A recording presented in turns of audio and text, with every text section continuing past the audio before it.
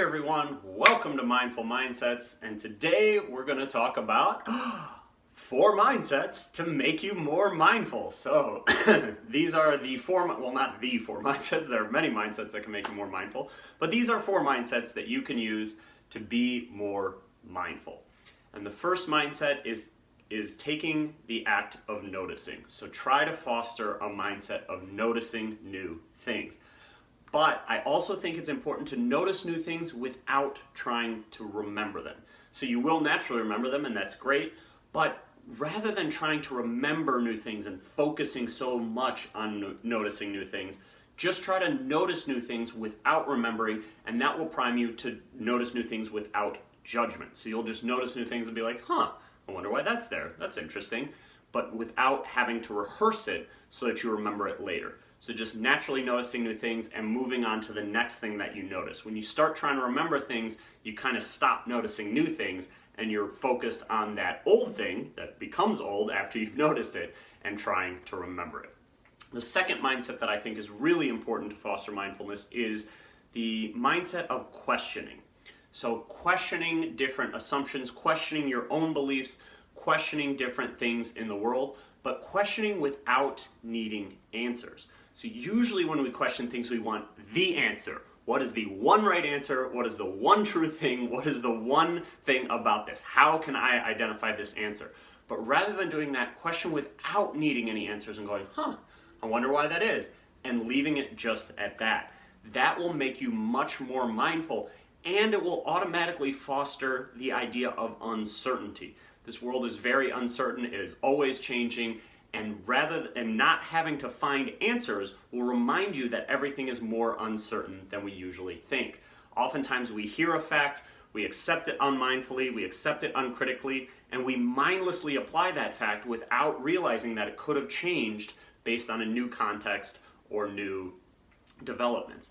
So one story about that is Ellen Langer, who is the mother of mindfulness. She's often called one of the foremost researchers, I would argue the foremost researcher on mindfulness, and she talks about how we mindlessly learn facts. So she went to Harvard and Yale, she's a brilliant woman, so of course she succeeded in school by remembering a whole lot of facts, and one fact she remembers is that horses don't eat meat, right? They're herbivores. Probably you would think that too if you thought about it. And she was at a track, and somebody said, "Can you watch my horse? I'm going to go buy it a hot dog." She thought, well, that's stupid. Horses don't eat meat. And of course the guy came back with a hot dog, gave it to the horse, and the horse ate it. And she started questioning all these things that she had never questioned before without needing the answer. She thought, well, what does it mean that horses don't eat meat? Doesn't it depend on the type of horse? Doesn't it depend on how hungry the horse is? Doesn't it depend on how much meat it is mixed with grain? There are a whole host of things. How many horses did we study to say that horses don't eat meat, right? There are a whole host of things that we can ask, well, what does it mean to say horses don't eat meat? And when I heard this story, I thought, well, I personally haven't eaten meat since I was about 3 years old, just because I didn't like it when I was a kid. And I thought, well, actually, I'm sure I have. I'm sure there has been a bit of bacon mixed in. I'm sure there's a bit of ham. I'm probably eaten many pounds of meat in the last 29 years since I stopped eating meat. But I say I never eat meat when, of course, the truth is a little bit more uncertain than we think. So having that questioning mindset without having to find the answers. Another thing about questioning, I am somebody who likes to say that they question authority. Maybe you are too, but usually when we question authority, we're not so interested in questioning authority as we are telling authority what the fuck to do. So not that that's inherently bad, but try to foster a mindset of saying, no, I really am questioning. I really want to know possible answers or possible solutions or what it is without needing the answers. So questioning without needing to find answers is another way that you can become more mindful. The third mindset that I really like for fostering mindfulness is seeing things from different vantage points. In fact, seeing things from as many vantage points as possible. And you'll realize that if you see things or can do things in different ways, it leads to new possibilities. So I love Richard Feynman. He was a famous physicist, brilliant guy, really weird and funny, and probably very mindful. And he liked to do all kinds of crazy things. So when he was at Princeton, one of his friends and he developed a technique where in their heads they could count and get to a minute exactly, like within 0.2 of a second or something. And they counted in their head and developed this and practiced it, and he counted to 52 and his friend counted to 48. That was just their natural rhythm, and they could get to exactly a minute. So after developing that trick, they got a little bored with it, so they realized that they could do different things while they were counting to a minute. So Feynman could read a newspaper article and count to a minute exactly, and he could tell you what the newspaper article was about. He could even do calculus while he was counting in his head and get to a minute. But if you had a conversation with him, he was screwed. He couldn't count to a minute at all. So that's interesting. His friend, on the other hand, couldn't do calculus, couldn't read the newspaper, but he could talk to you about anything. He could talk to you about world affairs. He could talk to you about politics. He could talk to you about whatever it was that you wanted to talk about and count to a minute exactly. And they thought, well, that's really weird. What is it? Why can we do these totally different things? But the thing that's easy for you is hard for me, and the thing that's hard for me is easy for you.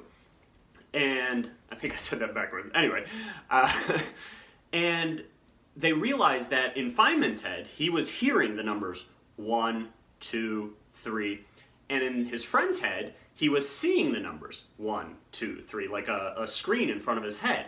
And so doing this exact same thing, they never would have known this, but doing this exact same thing in a different way allowed them to do different things. So seeing things from different perspectives, from as many perspectives as possible, will foster mindfulness. So one of in psychology, it's called the fundamental attribution error. I'm sure you're guilty of it because I think we all are, which is, and the easiest way to illustrate it is driving. If you cut someone off driving, why did you do it? Well, you weren't paying attention, you were in a rush, you had to get there, something like that. Something context specific. If somebody cuts you off, why did they cut you off? They're an asshole, they're a terrible person, they're, whatever. Something about their character.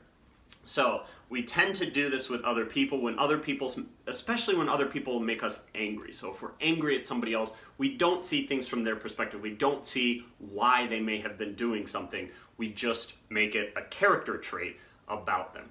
So if you can think of why different people do things, and it's good to practice this in emotionally less charged situations. So if you can just see something, if someone does something that is just neutral to you, you don't even care, but it's a little weird, think about why they might have done it. And that will engender a mindset in yours of always questioning why people do things and trying to see things from their vantage point. That will really help you when people are making you angry or doing something that you think is really harmful. You might be able to see it from their perspective, and that mindfulness will help you understand a little bit more.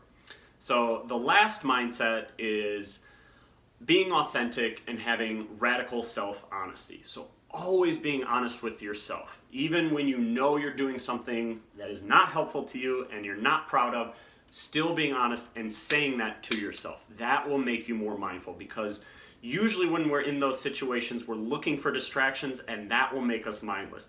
If we're not honest about what we're doing, we're almost certain to be mindless, and we're going to go on a different course. And that also breeds self-acceptance. Self-acceptance is so important to mindfulness, because if we're not self-accepting, we're not going to want to be with ourselves.